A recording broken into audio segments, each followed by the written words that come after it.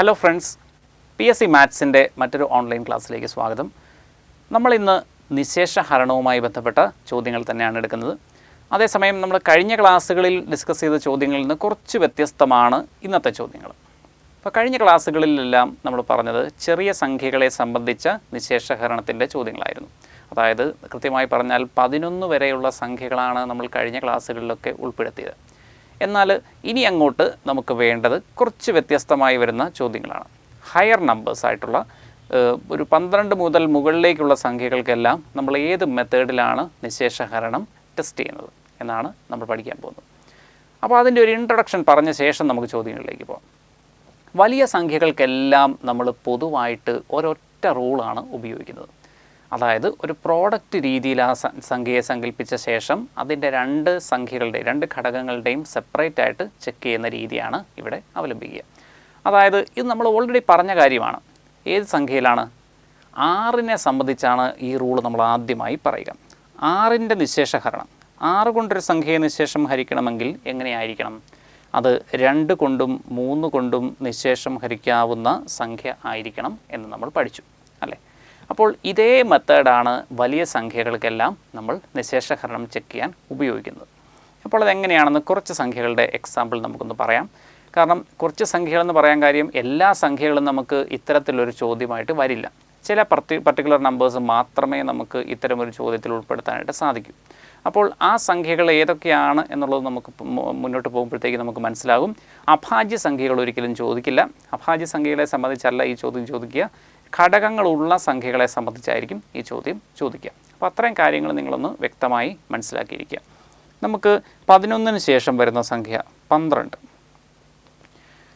12 എന്ന സംഖ്യയാണെങ്കിൽ ഇപ്പോൾ 6ന് 2 കൊണ്ടും 3 കൊണ്ടും നിശേഷം ഹരിക്കാമെങ്കിൽ 6 കൊണ്ട് നിശേഷം ഹരിക്കാം എന്നാണ് നമ്മൾ പഠിച്ചത്. അതേപോലെ 12നാണെങ്കിലോ? 12നാണെങ്കിൽ വരുന്നത് 3 കൊണ്ടും 4 കൊണ്ടും നിശേഷം ഹരിക്കാൻ സാധിക്കണം. 3 × 4 12. അതുകൊണ്ട് 3 കൊണ്ടും 4 കൊണ്ടും നിശേഷം ഹരിക്കാൻ സാധിക്കണം 12 കൊണ്ട് നിശേഷം ഹരിക്കണമെങ്കിൽ. ഓക്കെ, ഇനി അടുത്ത ഒരു പോസിബിൾ ക്വസ്റ്റ്യൻ എന്ന് പറയുന്നത് 15ആണ്. 15 വരുമ്പോൾ നമ്മൾ ഉൾപ്പെടുത്തേണ്ടത് 3 കൊണ്ടും 5 കൊണ്ടും നിശേഷം ഹരിക്കണം എന്നാണ്. 3 കൊണ്ടും 5 കൊണ്ടും നിശേഷം ഹരിക്കാൻ സാധിക്കണം.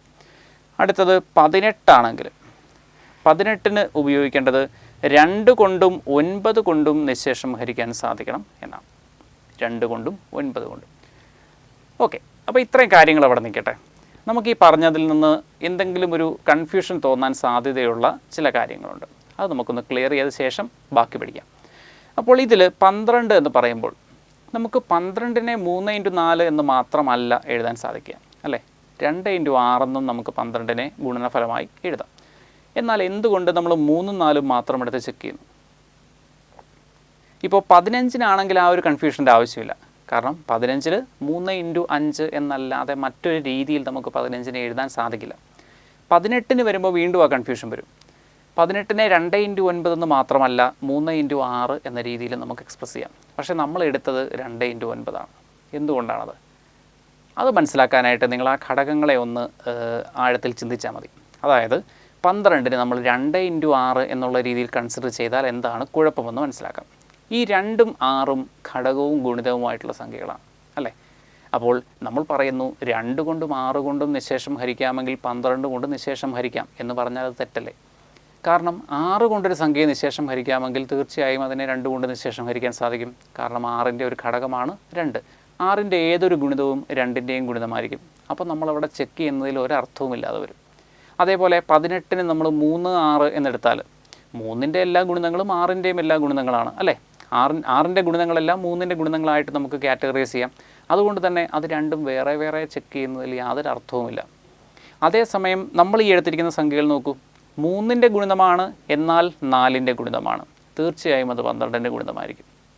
കാരണം ഇപ്പോൾ ആദ്യത്തെ ഗുണിതമായ 12, അതിനുശേഷം വരുന്ന 16ഓ 18ഓ അങ്ങനെയുള്ള ഒരു സംഖ്യകളും നമുക്ക് 3ൻ്റെയും 4ൻ്റെയും 2ൻ്റെയും കൂടെ ഗുണിതമായിട്ട് എഴുതാൻ സാധിക്കില്ല. പിന്നെ ഇത് മാത്രമേ ഉള്ളൂ. 24ൽ മാത്രമേ നമുക്ക് ഈ 2 സംഖ്യകളുടെയും ഗുണിതമായ ഒരു സംഖ്യ കിട്ടും. അപ്പോൾ ആ രീതിയിൽ ചെക്ക് ചെയ്യാൻ വേണ്ടിയിട്ടാണ് നമ്മൾ ഇങ്ങനെ കൃത്യമായി 2 സംഖ്യകൾ എടുക്കുക. 18നും അതുപോലെ തന്നെ 2 × 9. അപ്പോൾ 2ൻ്റെ ഗുണിതങ്ങളെല്ലാം 9ൻ്റെ ഗുണിതങ്ങളാണ് എന്ന് നമുക്ക് പറയാൻ സാധിക്കില്ല. അപ്പോൾ 2ൻ്റെയും 9ൻ്റെയും ഗുണിതമാണെങ്കിൽ തീർച്ചയായും ആ സംഖ്യ 18ൻ്റെയും ഗുണിതമായിരിക്കും എന്ന് നമുക്ക് എഴുതാം.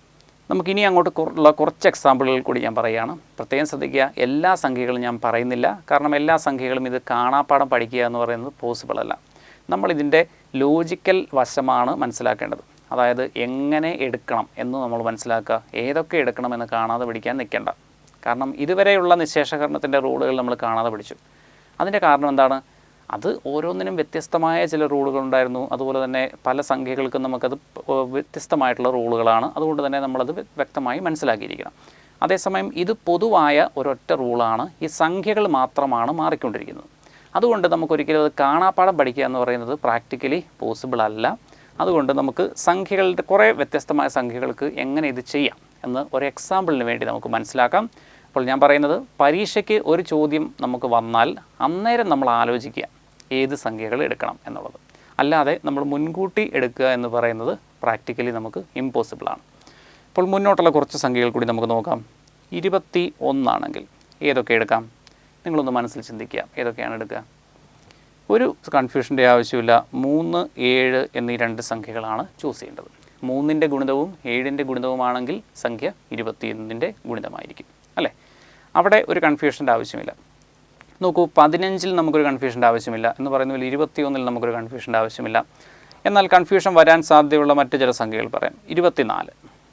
24-ന് ഏതൊക്കെയാണ് ചെക്ക് ചെയ്യേണ്ടത്? 24-നെ നമുക്ക് 2x12 എന്നും 4x6 എന്നും ഒക്കെ നമുക്ക് എടുക്കാൻ സാധിക്കും. പക്ഷേ നമുക്ക് അവിടെ എല്ലാം ഘടകങ്ങളുടെ ഒരു പ്രശ്നം വരുന്നുണ്ട്. നമുക്ക് അൺറിലേറ്റഡ് ആയിട്ടുള്ള 2 ഘടകങ്ങൾ കിട്ടുന്നത് 3x8 എന്നെഴുതുമ്പോഴാണ്. 3 കൊണ്ടും 8 കൊണ്ടും നിശേഷം ഹരിക്കാവുന്ന ഒരു സംഖ്യയാണെങ്കിൽ തീർച്ചയായും അത് 24 കൊണ്ട് നിശേഷം ഹരിക്കാൻ സാധിക്കും. ഇനി മുന്നോട്ട് പോയാൽ ചില എക്സാമ്പിൾസ് മാത്രം ഒന്ന് പറഞ്ഞു പോകാം. 33 ആണെങ്കിൽ നമുക്കത് 3ഉം 11ഉമാണ് എടുക്കാൻ സാധിക്കുക. 36 ആണെങ്കിൽ ഇതേപോലെ തന്നെ പല രീതിയിൽ നമുക്ക് എഴുതാൻ സാധിക്കുമെങ്കിലും നമ്മൾ ചൂസ് ചെയ്യേണ്ടത് 4, 9 എന്നീ 2 സംഖ്യകളാണ്. കാരണം അവ തമ്മിലാണ് ഘടകങ്ങളുടെ ബന്ധമില്ലാത്ത 2 സംഖ്യകളായി കിട്ടുക. അതായത് ഇങ്ങനെയുള്ള സംഖ്യകൾക്ക് നമുക്ക് കോപ്രൈം നമ്പേഴ്സ് എന്നാണ് യഥാർത്ഥത്തിൽ പറയുക. കോപ്രൈം നമ്പേഴ്സ് അല്ലെങ്കിൽ അന്യോന്യം അഭാജ്യമായ 2 സംഖ്യകൾ എന്നാണ് നമുക്കിങ്ങനെയുള്ള സംഖ്യകളെ വിശേഷിപ്പിക്കാൻ സാധിക്കുക. 48 നമ്മൾ എടുക്കുന്നതെങ്കിൽ 48 ആണെങ്കിൽ നമുക്കതിനെ 3 കൊണ്ടും 16 കൊണ്ടും നിശേഷം ഹരിക്കാൻ സാധിക്കണം എന്ന രീതിയിൽ റൂൾ എസ്റ്റാബ്ലിഷ് ചെയ്യാം. അപ്പോൾ ഇത്രയും കാര്യങ്ങൾ നമ്മൾ പറഞ്ഞത് ഇതിൻ്റെ ഒരു എക്സാമ്പിളിന് വേണ്ടിയിട്ടാണ്. നമുക്ക് എങ്ങനെയാണ് മുന്നോട്ടുള്ള ഹയർ നമ്പേഴ്സിൻ്റെ ഡിവിസിബിലിറ്റി, നിശേഷഹരണം ടെസ്റ്റ് ചെയ്യുന്നത് എന്ന് മനസ്സിലാക്കാനാണ് നമ്മൾ ഇത്രയും ഉദാഹരണങ്ങൾ പറഞ്ഞത്. നമ്മൾ ഈ പറഞ്ഞ ഉദാഹരണങ്ങളല്ലാതെ മറ്റെന്തെങ്കിലും ചോദ്യങ്ങൾ നമുക്ക് തീർച്ചയായും പരീക്ഷകളിൽ പ്രതീക്ഷിക്കാം. അപ്പോൾ അങ്ങനെ വരുമ്പോൾ നിങ്ങൾ ചെക്ക് ചെയ്യേണ്ടത്, നിങ്ങൾ ആ ചോദ്യം വരുമ്പോൾ ആ ചോദ്യത്തിൽ ഉൾപ്പെടുന്ന സംഖ്യ അന്നേരം ആലോചിച്ച് നമുക്ക് ഏതൊക്കെ സംഖ്യകൾ വേണം എടുക്കാൻ എന്ന് തീരുമാനിക്കുകയാണ്. ഒരിക്കലും മുൻകൂട്ടി അത് കാണാതെ പഠിക്കാനായിട്ട് ശ്രമിക്കേണ്ട. ഇപ്പോൾ 72 എന്നൊരു സംഖ്യയാണ് വരുന്നതെങ്കിൽ നമ്മൾ 72നെ എങ്ങനെയൊക്കെ എഴുതാമെന്ന് ചിന്തിച്ച് നോക്കുക. അപ്പോൾ തീർച്ചയായും നമുക്ക് മനസ്സിലാവും, ആദ്യം തന്നെ മനസ്സിൽ വരുന്ന 8, 9 പരസ്പരം ഒരു രീതിയിലും റിലേറ്റഡ് അല്ലാത്ത 2 സംഖ്യകളാണ്. അതുകൊണ്ട് തന്നെ നമുക്ക് ആ 8, 9 ഉപയോഗിച്ച് 72ൻ്റെ ഡിവിസിബിലിറ്റി ചെക്ക് ചെയ്യാൻ സാധിക്കും. നമുക്ക് ഒരു ചോദ്യത്തിലേക്ക് വരാം. തന്നിരിക്കുന്ന സംഖ്യകളിൽ 18 കൊണ്ട് നിശേഷം ഹരിക്കാവുന്നത് ഏത്? 4 ഓപ്ഷൻസിൽ 18 കൊണ്ട് നിശേഷം ഹരിക്കാവുന്ന ഒരു സംഖ്യയുണ്ട്. അതായത് 18ൻ്റെ ഒരു ഗുണിതമുണ്ട്. നമുക്ക് സംഖ്യകൾ നോക്കാം. 4712, 6942, 1388, 6138. അപ്പോൾ 18 കൊണ്ട് നിശേഷം ഹരിക്കണമെങ്കിൽ ഓർമ്മിച്ചിരിക്കുക, 2 കൊണ്ടും 9 കൊണ്ടും നിശേഷം ഹരിക്കാമെങ്കിൽ 18 കൊണ്ട് നിശേഷം ഹരിക്കാം. ഇതാണ് 18ൻ്റെ ഡിവിസിബിലിറ്റി റൂള്. അപ്പോൾ അതിൽ 2 എന്നുള്ള ഭാഗം നമുക്ക് ഓക്കെയാണ്. കാരണം ഈ തന്നിരിക്കുന്ന സംഖ്യകൾ എല്ലാം തന്നെ ഇരട്ട സംഖ്യകളാണ്. അതുകൊണ്ട് 2 കൊണ്ട് നമ്മളിനി ചെക്ക് ചെയ്യേണ്ട ആവശ്യമില്ല. നമുക്കിനി ചെക്ക് ചെയ്യേണ്ടത് എന്തുമാത്രമാണ്? 9ൻ്റെ ഗുണിതം ഏതാണ് കൂട്ടത്തിൽ, അത് മാത്രം നമുക്ക് നോക്കിയാൽ മതിയാവും. അപ്പോൾ 9ൻ്റെ ഗുണിതം നമുക്ക് നോക്കാം. 9ൻ്റെ ഗുണിതം എങ്ങനെയാണ് നോക്കേണ്ടത്? തന്നിരിക്കുന്ന സംഖ്യയിലെ അക്കങ്ങൾ കൂട്ടുമ്പോൾ കിട്ടുന്നത് 9ൻ്റെ ഒരു ഗുണിതമാകണം. അപ്പോൾ ആ രീതിയിൽ ചെക്ക് ചെയ്യാം. 4, 7, 1, 2 കൂട്ടിക്കഴിഞ്ഞാൽ നമുക്ക് കിട്ടുന്ന തുക 14. അത് 9ൻ്റെ ഗുണിതമല്ല. 6, 9, 4, 2 കൂട്ടിയാൽ കിട്ടുന്ന 21 9ൻ്റെ ഗുണിതമല്ല. അതുപോലെ 1, 3, 8, 8 കൂട്ടിക്കഴിഞ്ഞാൽ നമുക്ക് കിട്ടുന്നത് 20 അതും 9ൻ്റെ ഗുണിതമല്ല. 6, 1, 3, 8 കൂട്ടുമ്പോൾ അക്കങ്ങളുടെ തുക 18. അവിടെയാണ് നമുക്ക് 9ൻ്റെ ഗുണിതമായ ഒരു സംഖ്യ ലഭിക്കുക. അപ്പോൾ ഇവിടെ നമ്മൾ യഥാർത്ഥത്തിൽ ചെക്ക് ചെയ്യേണ്ടത് 18ൻ്റെ ഡിവിസിബിലിറ്റി വെച്ച് നമ്മൾ ചെക്ക് ചെയ്യേണ്ടി വരുന്നത് 9ൻ്റെ ഡിവിസിബിലിറ്റി റൂൾ മാത്രമായിരിക്കും. കാരണം സ്വാഭാവികമായും ഇതിൽ 18 കൊണ്ട് നിശേഷം ഹരിക്കാവുന്നത് ഏത് എന്ന ചോദ്യത്തിൽ ഒരിക്കലും ഒരു ഒറ്റ സംഖ്യ ഓപ്ഷനിൽ വരാനുള്ള സാധ്യതയില്ല. അതുകൊണ്ട് തന്നെ 2ൻ്റെ നിശേഷഹരണം എന്ന് പറയുന്ന ആ ഒരു പ്രക്രിയ നമ്മൾ ചെയ്യേണ്ട യാതൊരു ആവശ്യവും അവിടെ വരില്ല. നമുക്ക് ചെയ്യേണ്ടി വരുന്നത് 9ൻ്റെ ഡിവിസിബിലിറ്റി റൂൾ മാത്രമായിരിക്കും. അപ്പോൾ അത് ചെക്ക് ചെയ്തപ്പോൾ നമുക്ക് മനസ്സിലായി ഓപ്ഷൻ ഡിയിലുള്ള 6138 9 കൊണ്ട് നിശേഷം ഹരിക്കാവുന്ന സംഖ്യ. അപ്പോൾ 18 കൊണ്ട് നിശേഷം ഹരിക്കാവുന്ന സംഖ്യയും അതുതന്നെ. അടുത്ത ചോദ്യം, താഴെ കൊടുത്തിരിക്കുന്നവയിൽ 33ൻ്റെ ഗുണിതം ഏത്? മറ്റൊരു സംഖ്യയാണ് 33. 33ന് ഏതൊക്കെ വെച്ചാണ് ചെക്ക് ചെയ്യേണ്ടത് എന്ന് ആദ്യമേ മനസ്സിൽ ഒന്ന് കാണുക. അതായത് 3ഉം 11ഉം വെച്ചാണ് 33ൻ്റെ നിശേഷഹരണം നമുക്ക് ചെക്ക് ചെയ്യാൻ സാധിക്കുക. അപ്പോൾ ഇങ്ങനെ വരുമ്പോൾ നിങ്ങൾ എപ്പോഴും എളുപ്പമുള്ള കാര്യം ആദ്യമേ അങ്ങ് ചെയ്യുക. അതായത് 3ൻ്റെ നിശേഷഹരണമാണോ 11ൻ്റെ നിശേഷഹരണമാണോ നമുക്ക് എളുപ്പത്തിൽ ചെക്ക് ചെയ്യാൻ സാധിക്കുക? തീർച്ചയായും 3ൻ്റെ നിശേഷഹരണമാണ്. കാരണം അക്കങ്ങളുടെ തുകയെടുത്ത് 3ൻ്റെ ഗുണിതമാണോ എന്ന് ഉറപ്പുവരുത്തിയാൽ മാത്രം മതിയാവും. അപ്പോൾ അത് ആദ്യമേ ചെക്ക് ചെയ്യാം. അപ്പോൾ അങ്ങനെ ചെക്ക് ചെയ്യുമ്പോൾ നമുക്ക് സാധാരണ ഒരു പരീക്ഷയിൽ കൊടുക്കുന്ന ഓപ്ഷൻസ് വെച്ചിട്ട് 2 എണ്ണമെങ്കിലും എലിമിനേറ്റ് ആയിപ്പോൾ. കാരണം 2 എണ്ണം നമുക്ക് ആവശ്യം വരില്ല. പിന്നീട് ഒരു 2 എണ്ണം മാത്രമായിരിക്കും നമുക്ക് രണ്ടാമത്തത് ചെക്ക് ചെയ്യേണ്ട ആവശ്യം വരിക. അപ്പോൾ ബുദ്ധിമുട്ടുള്ളത് ആദ്യമേ കയറി ചെക്ക് ചെയ്യാതിരിക്കുക എന്നുള്ളത് സമയം ലാഭിക്കാൻ വേണ്ടി ഉപയോഗിക്കാവുന്നതാണ്. അപ്പോൾ 3ൻ്റെ നിശേഷഹരണം മാത്രം ഒന്ന് നോക്കുക. 3ൻ്റെ എടുക്കാൻ വേണ്ടി നമ്മൾ ആ അക്കങ്ങളുടെ തുക എടുത്ത് ചെക്ക് ചെയ്യുന്നു. 7106 കൂട്ടിക്കഴിഞ്ഞാൽ നമുക്ക് കിട്ടുന്ന അക്കങ്ങളുടെ തുക 14. അപ്പോൾ ഓപ്ഷൻ എ നമുക്കിനി കൺസിഡർ ചെയ്യേണ്ട ആവശ്യമില്ല. കാരണം 3ൻ്റെ ഗുണിതമാണെങ്കിലല്ലേ നമ്മൾ 11ൻ്റെ ഗുണിതമാണോ എന്ന് ഉറപ്പുവരുത്തേണ്ട ആവശ്യമുള്ളൂ. അടുത്തത് 1743 അക്കങ്ങളുടെ തുക 15. അപ്പോൾ 3ൻ്റെ ഗുണിതമാണ്. അതുകൊണ്ട് നമുക്കവിടെ 11ൻ്റെയും കൂടെ ചെക്ക് ചെയ്യണം. അതിന് മുമ്പ് നമുക്ക് ബാക്കിയുള്ളതും കൂടെ ഒന്ന് നോക്കാം. 2145 2145 എന്ന സംഖ്യ നോക്കിയാൽ അവിടെ നമുക്ക് തുക അക്കങ്ങളുടെ തുക 12. അതും നമുക്ക് നോക്കിയേ പറ്റും. 3747 അക്കങ്ങളുടെ തുക എടുത്താൽ നമുക്ക് കിട്ടുന്നത് 19. അതുകൊണ്ട് ഓപ്ഷൻ ഡിയും നമുക്ക് കൺസിഡർ ചെയ്യേണ്ട ആവശ്യമില്ല. നമുക്കപ്പോൾ 2 എണ്ണം മാത്രമായി ചുരുങ്ങി. ഈ 2 എണ്ണത്തിൽ മാത്രം നമ്മൾ 11ൻ്റെ നിശേഷഹരണം കൂടി ചെക്ക് ചെയ്യേണ്ടി വരും. അപ്പോൾ 11ൻ്റെ നിശേഷഹരണം എങ്ങനെയാണ്? ഒന്നിടവിട്ട അക്കങ്ങളുടെ തുകകൾ എടുക്കുന്നു. അവ തമ്മിലുള്ള വ്യത്യാസം 0 അല്ലെങ്കിൽ 11ൻ്റെ ഒരു ഗുണിതമായി കിട്ടണം. അപ്പോൾ നമുക്ക് നോക്കാം. 1743 ഒന്നിടവിട്ട അക്കങ്ങളുടെ തുകകൾ എടുത്താൽ അവിടെ 1 + 4 5 കിട്ടുന്നു. അതുപോലെ തന്നെ 7 + 3 10 കിട്ടുന്നു. അപ്പോൾ തുകകൾ തമ്മിലുള്ള വ്യത്യാസം എന്ന് പറഞ്ഞാൽ 10 - 5 ചെയ്യുമ്പോൾ കിട്ടുന്ന 5. അപ്പോൾ നമുക്ക് മനസ്സിലായി അത് 11ൻ്റെ ഒരു ഗുണിതമല്ല. അപ്പോൾ തീർച്ചയായും ഓപ്ഷൻ സിയിൽ വരുന്ന 2145 ഉത്തരം. പിന്നെ അത് 11ൻ്റെ ഗുണിതമാണോ എന്ന് നമുക്കൊന്നുകൂടി ഒന്ന് ഉറപ്പുവരുത്താം. ഇപ്പോൾ 2145 4, 2 എന്നീ 2 അക്കങ്ങളുടെ തുക 6. അതുപോലെ തന്നെ 1, 5 കൂട്ടിയാലും നമുക്ക് കിട്ടുന്നത് 6. വ്യത്യാസം 0. അപ്പോൾ 3ൻ്റെയും 11ൻ്റെയും ഗുണിതമായ സംഖ്യ ഏതാണ്?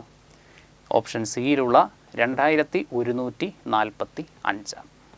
അടുത്ത ചോദ്യം, 45 കൊണ്ട് നിശേഷം ഹരിക്കാനാവാത്ത സംഖ്യ ഏത്? 4 ഓപ്ഷൻസിൽ 45 കൊണ്ട് നിശേഷം ഹരിക്കാൻ പറ്റാത്ത ഒരു സംഖ്യയുണ്ട്. അതാണ് നമുക്ക് കണ്ടുപിടിക്കേണ്ടത്. അപ്പോൾ 45ന് നോക്കാം.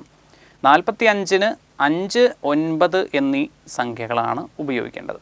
5 × 9 അണ്ടർലൈറ്റഡ് ആയിട്ടുള്ള 2 സംഖ്യകൾ. അപ്പോൾ 5ൻ്റെയും 9ൻ്റെയും ഗുണിതമാണെങ്കിൽ 45ൻ്റെ ഗുണിതമായിരിക്കും. അങ്ങനെ നോക്കുമ്പോൾ ആദ്യം നമ്മൾ നോക്കേണ്ടത് 5ൻ്റെ ഗുണിതം. 5ൻ്റെ ഗുണിതം തന്നിരിക്കുന്ന 4 ഓപ്ഷൻസിൽ നമ്മൾ ചെക്ക് ചെയ്യേണ്ട ആവശ്യമേ ഇല്ല. കാരണം എല്ലാം 5ൻ്റെ ഗുണിതങ്ങൾ തന്നെയാണ്. അപ്പോൾ അതുകൊണ്ട് നമ്മളവിടെ ചെക്ക് ചെയ്യേണ്ടി വരുന്നത് 9ൻ്റെ ഗുണിതമാണോ എന്ന് മാത്രമായിരിക്കും. 9ൻ്റെ ഗുണിതം നമുക്കൊന്ന് വിലയിരുത്തി കഴിഞ്ഞാൽ 45ൻ്റെ ഗുണിതമാണെന്ന് ഉറപ്പിക്കാൻ സാധിക്കും. അക്കങ്ങളുടെ തുക നോക്കാം. 3, 1, 9, 5. അപ്പോൾ ഈ അക്കങ്ങൾ കൂട്ടിക്കഴിഞ്ഞാൽ നമുക്ക് കിട്ടുന്നത് എത്രയാണ്? 18 എന്ന 9ൻ്റെ ഗുണിതമാണ് നമുക്കവിടെ കിട്ടുന്നത്. അപ്പോൾ ഓപ്ഷൻ എയിലുള്ള 3195 45ൻ്റെ ഗുണിതമാണ്. ഇനി അടുത്തത് നമുക്ക് നോക്കാം. 2775.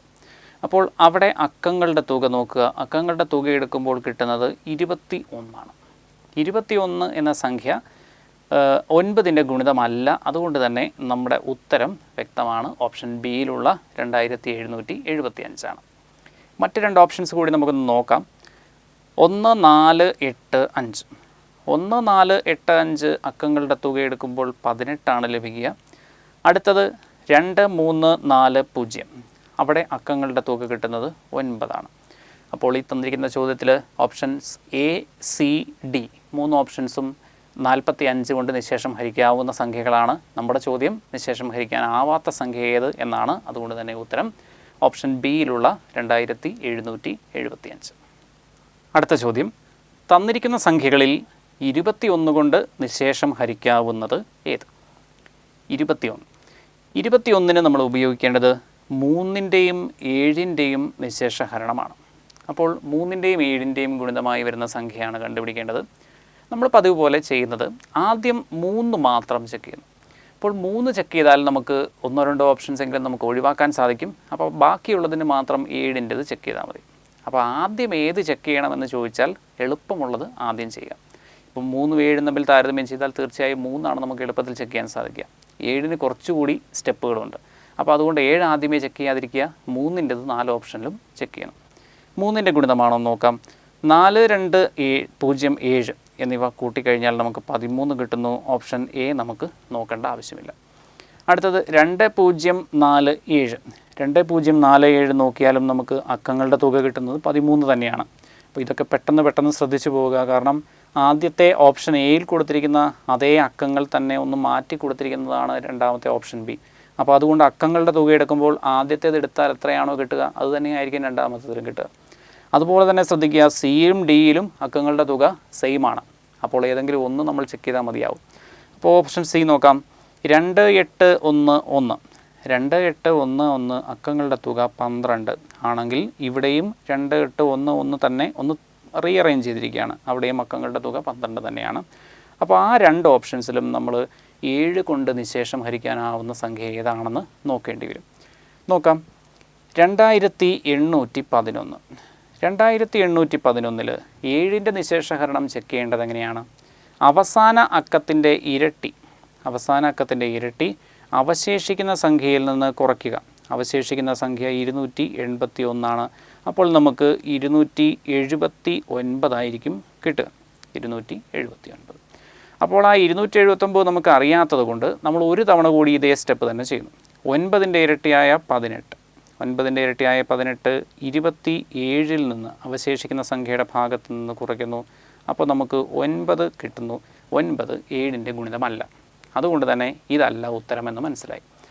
അപ്പോൾ നോക്കുക, ഈ ഒരു 7ൻ്റെ ഗുണിതം ചെക്ക് ചെയ്യാനായിട്ട് നമുക്ക് ഏകദേശം ഒരു 10 30 40 സെക്കൻഡ് നമ്മൾ എടുക്കുന്നുണ്ടെങ്കിൽ തീർച്ചയായും നിങ്ങളത് അടുത്ത ഓപ്ഷനിൽ ചെക്ക് ചെയ്യേണ്ട കാര്യമില്ല.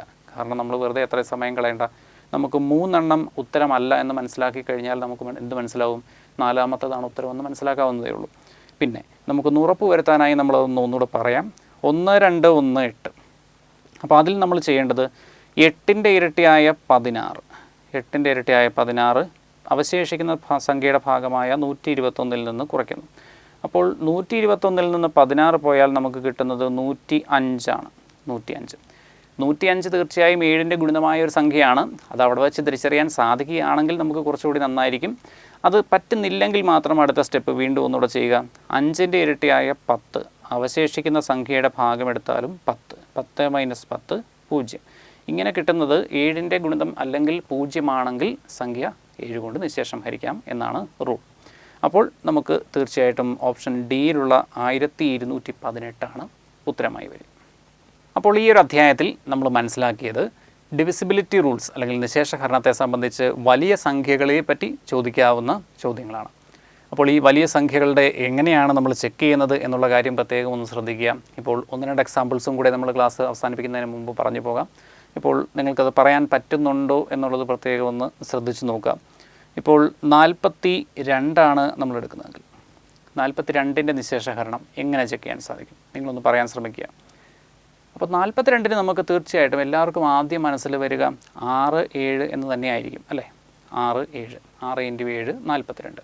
അപ്പോൾ തീർച്ചയായും 6ൻ്റെ ഗുണിതവും 7ൻ്റെ ഗുണിതവുമാണെങ്കിൽ സംഖ്യ 42ൻ്റെ ഗുണിതമായിരിക്കും എന്നാണ് നമുക്ക് മനസ്സിലാക്കാൻ സാധിക്കുക. അപ്പോൾ അതിൽ 6, 7 എന്ന് പറയുമ്പോൾ 6 എന്ന് പറയുന്ന സംഖ്യ ചെക്ക് ചെയ്യണമെന്നുണ്ടെങ്കിൽ നമുക്ക് 2ൻ്റെയും 3ൻ്റെയും ഗുണിതമാണോ എന്ന് ചെക്ക് ചെയ്യേണ്ടി വരും. അപ്പോൾ ചുരുക്കി പറഞ്ഞാൽ നമുക്ക് 42ൻ്റെ നിശേഷഹരണം ചെക്ക് ചെയ്യണമെങ്കിൽ നമ്മൾ ചെയ്യേണ്ടത് 2, 3, 7 എന്നീ സംഖ്യകളുടെ 3 എണ്ണത്തിൻ്റെ നിശേഷഹരണം നമ്മൾ ചെക്ക് ചെയ്യേണ്ടി വരും. അപ്പോൾ 2 നമുക്ക് ചെക്ക് ചെയ്യേണ്ടി വരില്ല എന്നുള്ളത് വേറൊരു കാര്യം. കാരണം എല്ലാ ഇരട്ട സംഖ്യകളായിരിക്കും ഓപ്ഷനിൽ ഉണ്ടാവുക. അതുകൊണ്ട് തന്നെ 2 നമുക്ക് ആവശ്യം വരില്ല. ബാക്കിയുള്ള 3ഉം 7ഉം ആയിരിക്കും ഇങ്ങനെ ഒരു ചോദ്യത്തിൽ നമുക്ക് ചെക്ക് ചെയ്യേണ്ടി വരും. അതുപോലെ തന്നെ ഇപ്പോൾ 28 നമ്മൾ എടുക്കുന്നതെങ്കിൽ 28 എടുക്കുന്നതെങ്കിൽ 4, 7 എന്നീ 2 സംഖ്യകൾ എടുത്തായിരിക്കും നമ്മൾ ചെക്ക് ചെയ്യേണ്ടി വരിക. അതേപോലെ നമ്മൾ എടുക്കുന്നത് ഇപ്പോൾ 54 എന്ന സംഖ്യയാണെങ്കിൽ 54 എന്ന സംഖ്യയെ നമുക്ക് ഏതൊക്കെ ഉപയോഗിച്ചാലാണ് ചെക്ക് ചെയ്യാൻ സാധിക്കുക? 54 ഇങ്ങനെയുള്ള ചില സംഖ്യകൾക്ക് നമുക്ക് പ്രാക്ടിക്കലി ഇത് അത്ര എളുപ്പമില്ലാത്ത രീതിയിലാണ് നമുക്ക് വരിക. അപ്പോൾ 54നെ നമുക്ക് പല രീതിയിൽ എഴുതാൻ സാധിക്കും. പക്ഷേ അതിൽ അൺറിലേറ്റഡ് ആയിട്ടുള്ള സംഖ്യകൾ എന്ന് പറയുന്നത് 2, 27 എന്നീ സംഖ്യകൾ മാത്രമായിരിക്കും. അപ്പോൾ നമുക്ക് 27-ന് ഒരു ഡിവിസിബിലിറ്റി റൂൾ ഇല്ലാത്തത് കൊണ്ട് അവിടെ നമ്മൾ 3, 9 അങ്ങനെയുള്ള സംഖ്യകൾ ഉപയോഗിച്ച് തന്നെ അത് ചെക്ക് ചെയ്യുന്നതായിരിക്കും എളുപ്പമായി വരിക. അപ്പോൾ ഇത്തരം വലിയ ചോദ്യങ്ങൾ എങ്ങനെ ഉത്തരമെഴുതാം, വലിയ സംഖ്യകളുടെ നിശേഷകരണത്തെ പറ്റിയുള്ള ചോദ്യങ്ങൾ എങ്ങനെ ഉത്തരമെഴുതാമെന്നാണ് ഈ ഒരു അധ്യായത്തിലൂടെ നമ്മൾ മനസ്സിലാക്കിയത്.